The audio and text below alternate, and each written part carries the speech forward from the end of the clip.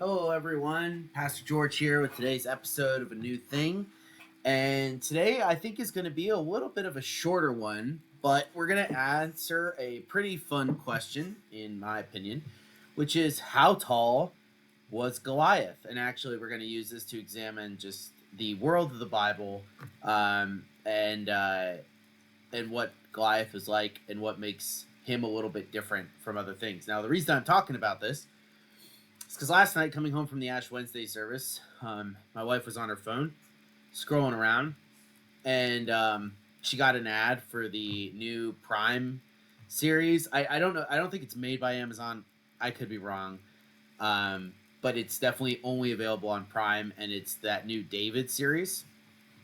Maybe you've seen commercials for it. I've seen commercials for it or ads for it, and it's always struck me the way that the ad that they show, and this is what Bailey saw as well, with this massive Goliath, right? So it's called the House of David, uh, and it does seem like by the look of it, right? It says Amazon MGM helped produce it, but also this Wonder Studios company. And so I haven't seen it. This is not a review of the House of David. I don't know anything about it. But every time I see this image of Goliath, I always think about maybe the way that we think about Bible stories and what the Bible actually says and what its history actually tell us about the Bible and how the Bible actually reflects some pretty interesting history that we would miss. And this is one of those great days where I can combine my nerd interests that I studied in college with scripture and actually show where these two things coalesce and why they were usually always taught together in school, even though like neither I guess they're taught now. But that's not neither here nor there. Firstly, we're just going to look at the beginning of this section. I believe it's 1 Samuel 17. We're not going to read the whole David and Goliath story, but I just want to read the beginning of it. Now, the Philistines, right? These are the people that they're fighting. These people have been fighting the Israelites for some time by this point. It says the Philistines gathered their armies for battle, and they were gathered at Soko, which belongs to Judah, and encamped between Soko and Azekah in Ephes Damim. And Saul and the men of Israel were gathered and encamped in the valley of Elah and drew up in battle against the Philistines. And the Philistines stood on the mountain on the one side, and Israel stood on the mountain on the other side, with a valley between them. And there came out of the camp of the Philistines a champion named Goliath of Gath, whose height was 6 cubits and a span. He had a helmet of bronze on his head, and was armed with a coat of mail, and the weight of the coat was 5,000 shekels of bronze. And he had bronze armor on his legs, and javelin of bronze slung between his shoulders. The shaft of his spear was like a weaver's beam, and his spear head weighed 600 shekels of iron. And his shield bearer went before him. He stood and shouted to the ranks of Israel, "Why have you come out to draw up for this battle? Am I not a Philistine, and are you not servants of Saul? Choose a man for yourselves, and let him come down to me. If he is able to fight with me and kill me, then we will be your servants. But if I prevail against him and kill him, then you shall be our servants and serve us." And the Philistine said, "I defy the ranks of Israel this day. Give me a man that we may fight together." When Saul and all Israel heard these words of the Philistine, they were dismayed and greatly afraid. All right, so just something to note about this story, right? This is a very famous story. They find David, right? And they come to get him to fight and kill. He kills Goliath, right? But the thing to note here is just the height of Goliath. So again, like the famous image we have of Goliath is this tall, gigantic guy. I don't know how tall he's supposed to be in the show. I think he actually is closer to his height in real life, although this is definitely a stylized image. Because unless this actor is like 4 feet tall, there's no reason for him to be this short in comparison to Goliath. So this is not an uncommon thing, right? So I remembered seeing, I didn't see the show, but I remember seeing in a trailer or whatever for the David show, the Goliath animatronic that they used at Sight and Sound. And here you can see a guy working on this, and it looks like he's standing on some sort of platform, kind of doing it. A very impressive animatronic from what I've seen. Um, and this animatronic, according to certain things I read, I believe it's here from this Lancaster Online source, said that the Goliath in Sight and Sound is 15 feet tall, and when he's standing on a platform, he can reach up to 26 feet in height. So 15 feet to 26 feet. So this is gigantic, right? 15 feet tall. I guess this is like something they had in the lobby where you could stand next to him and kind of see the comparison, right? Um, of a model. So it's like, 15 feet. I mean, that's closer to like what this looks like, right? So what is the deal? Well, it all comes down to this verse down here. So I just want to point out in verse 4. So it says, Goliath of Gath, whose height was 6 cubits in a span. Now, the problem is, whenever you're dealing with biblical units, is like they don't use the ones we use today. They use stuff that we have no idea what is. So a cubit, for those of you who don't know, is your elbow to the tip of your middle finger, and roughly is 18 inches. Like, I guess that's kind of the idea. And it was used for a long time to measure things in the ancient world and into the medieval world. So it's very common. Just kind of like foot in our use, like, is 12 inches. And it was like, supposedly, you hear all sorts of things like, oh, it was the size of the king's foot, and every country had different measurements. I don't think that's true. I don't know anything about it. That seems like it's false, right? But that's generally what a cubit is. And so if you take the 6 thing, you actually do get someone who is quite tall, who's 9 feet 9 inches in height, or thereabouts, right? Even if we're a little bit off on that, right? It's still a giant person. 9 feet is pretty big. And that is what the text says in Hebrew. It actually gives it his thing over here. I don't know if you can see this on yours, but that's Hebrew. It's shesh, and it's 6. That's the number 6. But the problem, the problem is that actually our earliest texts say 4. So this is actually why there's a lot of confusion these days. But most, you'll notice, I'm going to show you in a second, Bible translations today still use 6 cubits. And I'm not quite sure why. And I'll explain why there's a difference, but I just want to show you it first. So, like, the new NIV says 6 cubits. The NLT, which is more like thought for thought, says 9 feet tall. ESV, my preferred version, right, the one that I have up here, says 6 cubits. The Berean says 6 cubits. The King James is 6 cubits. The New King James is 6 cubits. The NASB is 6 cubits. The NASB is 6 cubits. Most 6 cubits, 6 cubits, 6 cubits.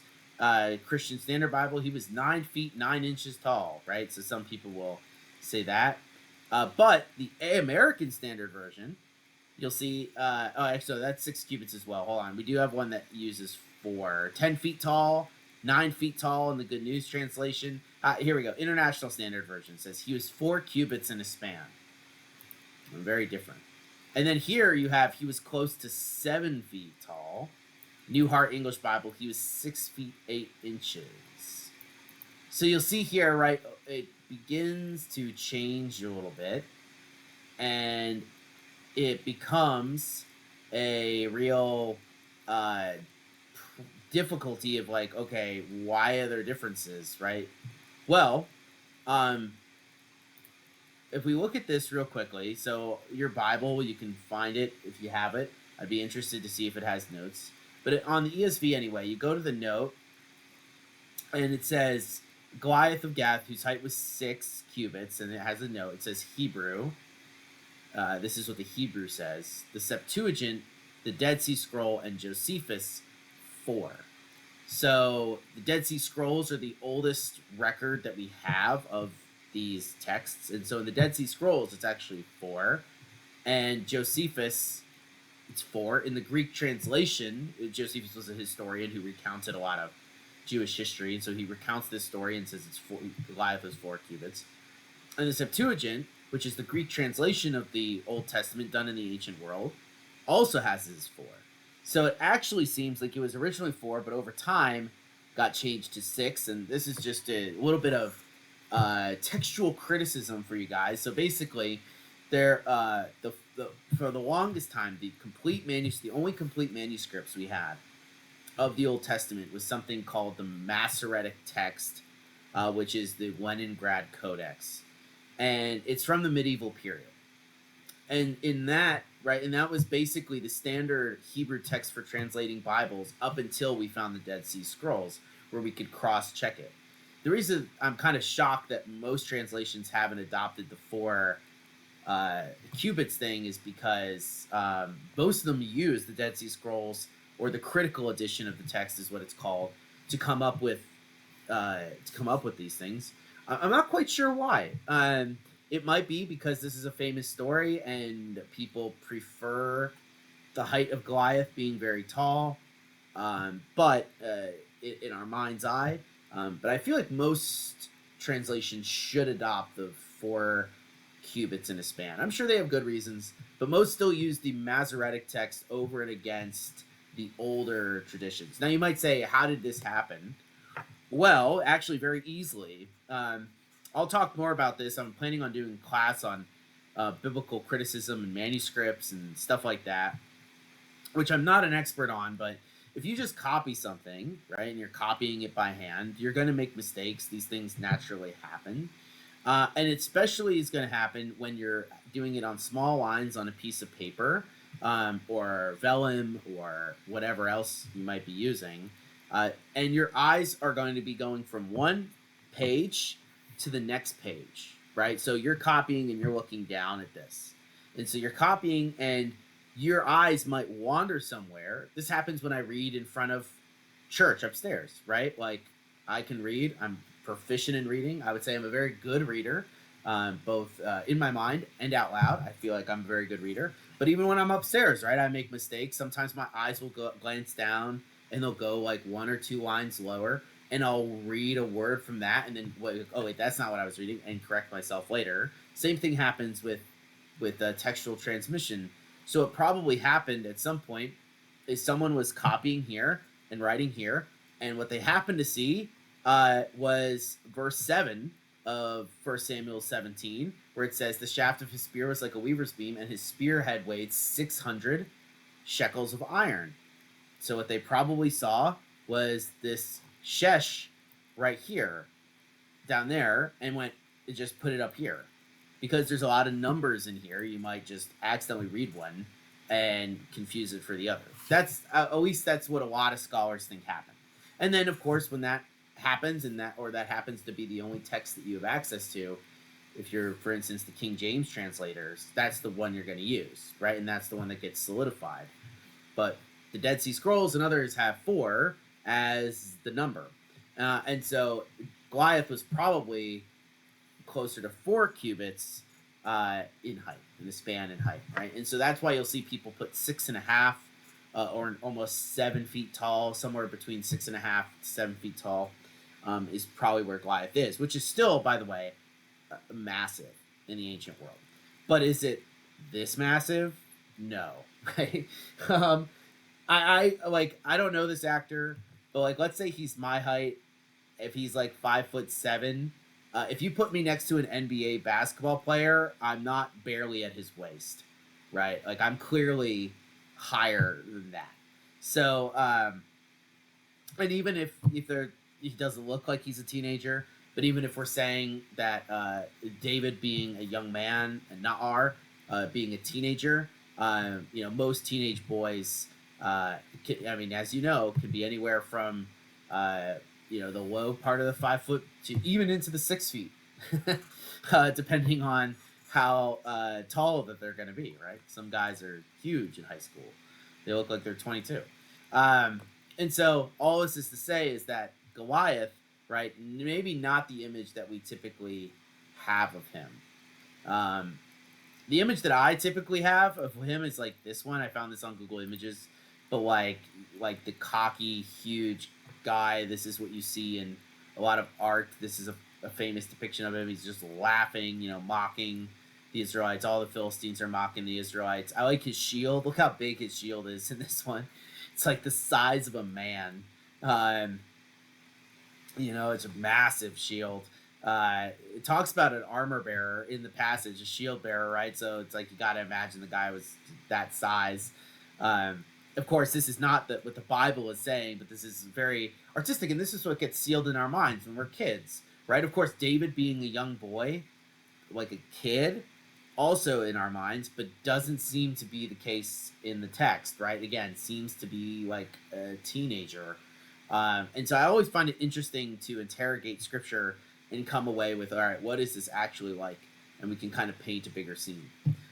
Speaking of painting a bigger scene, um, I wanted to talk a little bit about the Philistines so we can get an idea of who they are, because we obviously don't know much if you just like read the Bible. The Bible's not an ethnography. It's not trying to tell you every detail of a culture, where people come from, things like that, although it does have some of those details. But the Philistines are a really interesting people group because they're not natives of Canaan, at least in the in the way originally is thought. There may have been some people of them who were natives of Canaan, but the Philistines in general seem to be a group of people that showed up on the scene and are therefore very different. So, for instance, one of the things that this is where historians kind of have a really interesting idea of a lot of these things is the way that the Philistines fight and act is very different from the other ways that people do. For instance, the whole idea of what's going on here, that Goliath comes forward mocking Israel and challenging to one-on-one combat. This is the only time this happens in Scripture, to my knowledge. I could be wrong, but I'm fairly certain this is the only time. Usually it's army versus army, groups of people. And of course, that's what eventually happens in some instances with the Philistines. But the way that it's being fought here is very different than the way you see it in other places. But it's not in different other places in the Bible, but it's not particularly different from a group of people that also fought like this in the ancient world. And that would be the Greeks. Now, they weren't called the Greeks at the time. They were the Mycenaeans, which is kind of like their technical term. And we know how they fought, or at least we have an idea of it, because we have records of it from them, at least in oral tradition, through the Iliad. So the Iliad, for those of you who don't know, story of the Trojan War. And you'll notice that in these two passages I'm going to read, it consists of mocking your enemy, kind of singling them out, talking back and forth, and having champions do the fighting for you. Again, these things that were completely kind of foreign to the Israelite world. So first things first is we're just going to look at the mocking thing. So I'm not going to go through, and I just want to apologize first of all that this is a translation that is old school, and that's because it's in the public domain, so it's free. I encourage everyone to read the Iliad. If you were to pick it up, this is not the language that it would have in your translation. It would probably be very understandable to you, and wouldn't have this like kind of forced old-timey way. But this is the way that translations were done in the 1920s and the 1800s, and this translation, it seems, is 1924, in order to show gravitas, right? You have to remember, even in the 1900s, people weren't necessarily translating the Bible into common. They were still kind of using the Old English, not Old English, but kind of like Elizabethan English, in a way to show reverence to a text. So that's what they also did with these other ancient classical texts, to show reverence to them. So anyway, this scene is about these two groups of heroes going out to fight each other. This one guy named Diomedes and these two other guys, Pandarus and Aeneas, and they ride off in their chariots to fight each other. And so they go out to fight, and so these two guys just finished a conversation. So it says, "Thus they spake on this wise one to the other, and forthwith drew near to those other twain, driving the swift horses." So two guys in a chariot. That's just picture in your mind, right?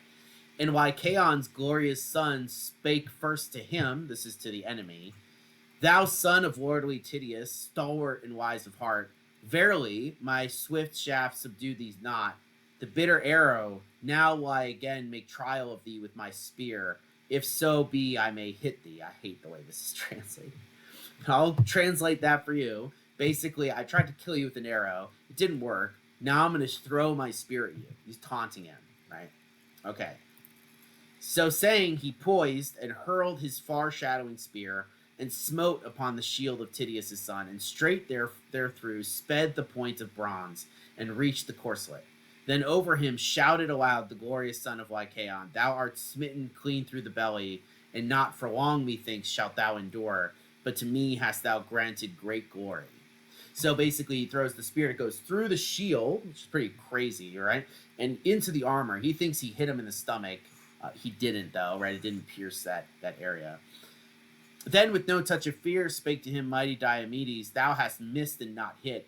But ye twain, I deem, shall not cease till one or the other of you shall have fallen and glutted with his blood Ares, the warrior with the tough shield of hide. So spake he and hurled, and Athena guided his spear upon his nose, beside the eye, and it pierced through his white teeth. So the stubborn bronze shore off his tongue at its root, and the spear point came out by the base of the chin. Then he fell out of the car, and his armor, all bright and flashing, clanged upon him, and the swift-footed horses swerved aside, and there his spirit and strength were undone. So basically, right, he's bragging, he thinks he's hit him. Diomedes go, nah, you missed, and now I'm going to kill you. And your blood is going to glut Ares. Ares is the god of war. Throws the spear. Athena, the goddess, guides it, hits him in the mouth, right, rips through his mouth, destroys his teeth, goes down through his chin, and he falls out of the cart and dies. It's actually very a graphic book, the way it describes death. It's one of the things I really like about it. Not because like I'm some bloodhound, but I think it takes violence very seriously. Anyway, right, what do you see here? You see mocking, two soldiers kind of meeting on the field, mocking each other. You see this all over the Iliad. That's just one example. Here's an example that will bring it forward. Basically, just to connect it to our text, this is a part of the Iliad early on when there's going to be a battle between two champions to decide the fate of Troy and things like that. So basically, what happens is Paris, who's also called Alexander, he's the one who steals Helen of Troy, goes to Hector and says, I'm willing to fight Menelaus, Helen's husband, one-on-one, and whoever wins, wins. And this is great. Everyone loves this. And you know why people love it? Because it means that they don't have to die, right? If you can just have these two champions fight each other, and then you agree on terms, and you give one to the other, like one side gets this, and or if we win, you get that. Guess how much blood and time that saves? A lot. And that's what the Philistines are trying to do in the Bible, right? We usually read this as a cocky thing, and it certainly is, right? He, like, Goliath knows that there's no one on Saul's side, and everyone on Saul's side is scared. But kind of the mentality around that is we just saved ourselves a battle and a lot more people dying, right? So anyway, right, Paris has just told Hector that he wants to do this one-on-one. And so Hector, just to pick up, so spake he, and Hector rejoiced greatly when he heard his words. And he went into the midst and kept back the battalions of the Trojans with his spear grasped by the middle, and they all sate them down. Why sate? What says that? Sat them down, right? But the long-haired Achaeans sought the while to aim their arrows at him and to smite him and to cast at him stones.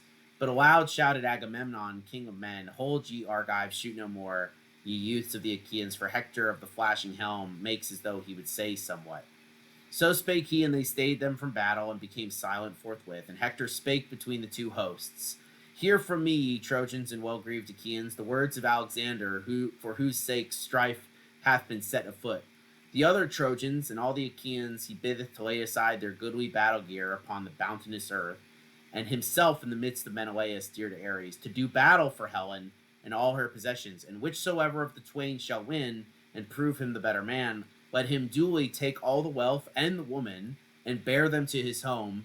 But for us and others, let us swear friendship and oaths of faith with sacrifice. So spake he, and they all became hushed in silence, and among them spake Menelaus, good at the war cry. Hearken ye now also unto me, for upon my heart above all others hath sorrow come. My mind is that Argives and Trojans now be parted, seeing ye have suffered many woes because of my quarrel and Alexander's beginning thereof. And for whichsoever of us twain death and fate are appointed, let him lie dead. But be ye others parted with all speed. Bring ye 2 lambs, a white ram and a black ewe, for earth and sun, and for Zeus, and we will bring another. And fetch ye hither the mighty Priam, that he may himself swear an oath with sacrifice, seeing that his sons are overweening and faithless. Lest any be presumptuous, act should do violence to the oaths of Zeus. Ever unstable are the hearts of the young, but in whatsoever an old man taketh part, he looketh both before and after, that the issue may be far the best for either side. Translation: Hector says, let's have these 2 guys fight it. Whoever wins gets the woman and some treasure, and they go home. And then Menelaus, who is going to be fighting, says, fine, but I want your dad to come out and swear an oath because you guys are faithless, and I'm worried that if you guys do it, you'll turn around and run. Doesn't this sound familiar, right? So scholars looking at this later, especially learning more about the history of the ancient world, put 2 and 2 together, and I would say the generally scholarly consensus, and of course it doesn't mean perfection, can be changed in the future, believe that the Philistines are actually Greeks. Explains their very different names from the majority of the people. We also found the writings in their language, and it's not a Canaanite language. We don't completely understand it, but a lot of people believe that it's semi-related to ancient Greek. And so it's really interesting because you kind of see 2 cultures in the ancient world clashing here as well, with David and Goliath. And so the interesting thing here is, like, this is not part of Hebrew battle plan, and so they're freaking out. And so they get a kid or a young man to come and fight for them, and he wins. So it's a big shock, right? It's not expected, much like it isn't here. And also, just in case you're wondering what armor looked like, this actually, you know what? I'm not gonna say accurate, but better than like Christopher Nolan. Christopher Nolan is doing an Odyssey movie, and this is what he has Odysseus wearing. This is like from the Trojan Wars. Someone on Reddit did this. This is a lot closer to what they looked like when they were fighting in the Trojan Wars and stuff. So Goliath would be wearing like a bronze thing like this, very intimidating helmet. Not like this. So don't picture this. Like, picture this. Actually, this is why the fantastical stuff sometimes is a little better. Like, no one wore whatever that is, right? But like, it looks closer to probably what they were wearing at the time than kind of maybe a Hollywoodized version of it that we might see. Although I don't know, it could be like I can't find any images of the show where Goliath, I have a good look at him. But they but like this might be a little closer to what he actually wore. I'd have to actually see it. But I bring this up, right, because I just think the Bible's so fascinating.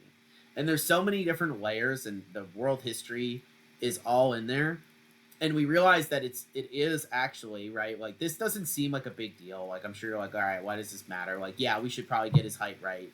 Should probably, like, change our way to conform to what's going on in Scripture and things like that. But, like, why does it matter that they're Greeks or stuff like this? Well, it matters because if we believe that these texts are accurate, or that we can get to a level of accuracy with them in some way, doesn't it actually add a lot to the text knowing that these authors are aware of the differences between these things?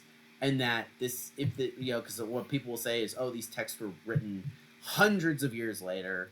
There's no way that they would have known any of this stuff, right? Well, actually, it seems to represent Mycenaean Greco culture very well.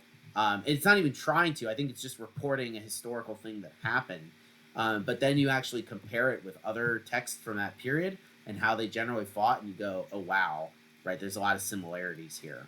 So, yeah, not like my greatest thing ever or most important Bible fact, but certainly adds a lot of detail to a biblical narrative that I think would be pretty interesting. And so maybe if you watch The House of David, you can let me know how accurate it is to this, and how tall Goliath is. whether or not that promotional image is a kind of a fanciful thing, and he's actually more like 7 feet, 6'5", 6'9", whatever feet tall, or if it's actually just like he's like 20 feet, which would be pretty fun.